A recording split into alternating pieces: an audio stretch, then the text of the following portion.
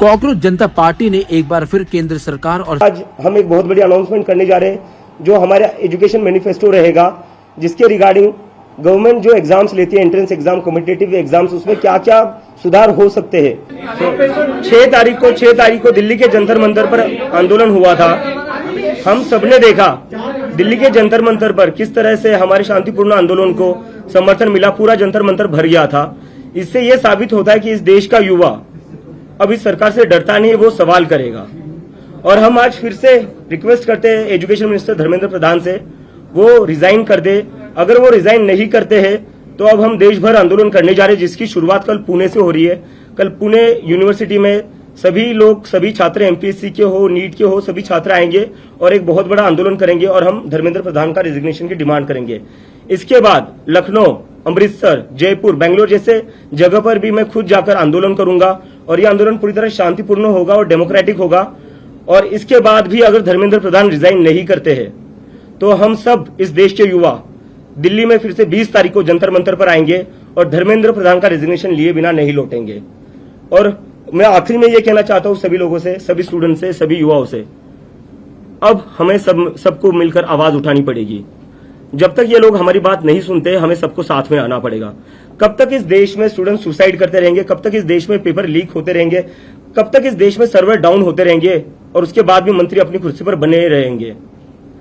अगर आपकी एक गलती हो जाए, आपका फ्यूचर बर्बाद हो जाएगा। अगर आप कंपनी में कोई एक गलती कर दो, आपकी जॉब चली जाएगी।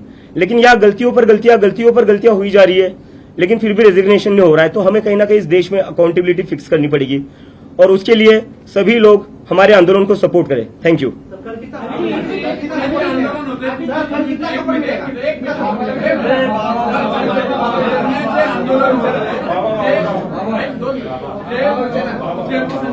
मुलं आहेत, आम्हाला माहिती आहे, नेहमी संपर्कात असतात, ते कुठल्या तरी चळवळीशी संबंधित आहेत, कुठल्या तरी विद्यार्थी चळवळ असेल किंवा धार्मिक संघटना असेल किंवा राजकीय पक्ष असेल किंवा जातीय पक्ष। मग हे ऑर्गॅनिक जनता पार्टी, कॉकरोच जनता पार्टी कुठं आहे? ही सगळी कुठल्या संघटनेत काम करणारी मुलं आहेत। ऑर्गॅनिक जनता पार्टी कुठे येणार आहे?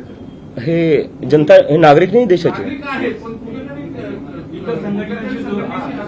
नाही असू द्या ना सर। तर ते एकरूप कसे होणार? नाही, मी तर म्हणतो भाजपचे लोक आले पाहिजे। भाजपच्या त्यांचेही लेकरं ते नीट आणि सीबीएसई परीक्षा देत असतील ना, त्यांचेही लेकरं सीबीएसई आणि नीटची परीक्षा देत असतील, त्यांनी आलं पाहिजे।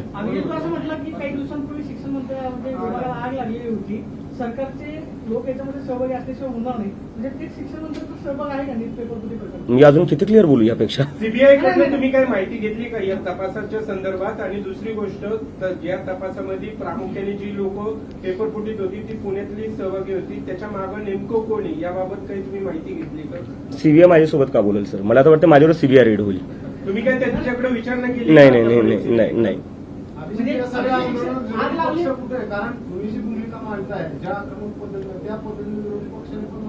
मला वाटतं विरोधी पक्ष मांडतोय, पण मीडियाने आपल्यासोबत हा म्हणजे स्वतःला प्रश्न विचारला पाहिजे, ते दाखवत का नाहीये? तुमचं मानतो तर त्यांचं काय म्हणणार? नाही। तुमचं मानतो तर असं काय बोलतो? Next question. Next question. तुम्ही असं काही पत्रव्यवहार वगैरे करत नाही, कम्युनिकेशन करत नाही, फक्त ग्राउंडवरती आंदोलन करताय, असं काही करणार आहे? मेल वगैरे कम्युनिकेशन करणार आहे त्यांच्याबरोबर? कारण तुमच्याकडून एक हात पुढे केल्याशिवाय त्यांच्याकडे कम्युनिकेशन होणार नाही सर। आंदोलन हा आमचा पहिला स्टेप आहे, ते आहे तुमचा तो अधिकार आहे, पण काही कम्युनिकेशन करणार आहे त्यांच्याबरोबर? सर मला वाटतं त्यांना बातम्या वाचतच असतील ते, बरोबर? एवढे म्हणजे हजारो तरुण जंतर मंतरवर येत आहेत तरी ते ऐकायला तयार नाही। तुम्हाला वाटतं ते माझ्या एका ईमेलवर राजीनामा देतील?